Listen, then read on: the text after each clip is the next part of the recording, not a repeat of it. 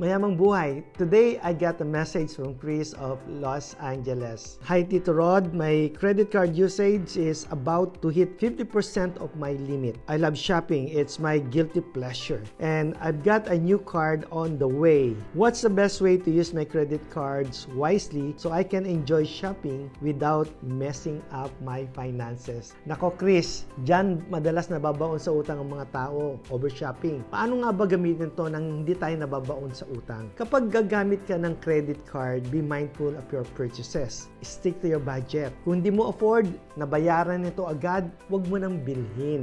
Kayanin mo mabayaran ang buong balanse. Avoid paying just the minimum kasi kapag minimum lang, naku, lalaki ang utang mo dahil sa interest. Parang snowball yan, lumalaki ng lumalaki. Kaya make sure you can pay the things you buy in full on your due date. Okay, maganda yung rewards, miles, cashback, discounts, pero gamitin lang ang credit card kung talagang pangangailangan yung bibilin mo. Kung hindi, dagdag utang lang yan. I hope nakatulong ito sa iyo, Chris. Hinay-hinay sa pag-shopping o kaya naman alamin ang iyong priorities para ma-enjoy mo pa rin ang pag-shopping. This is your kaibigan, Rod Mercado, saying, clear your debt, shop with no regret.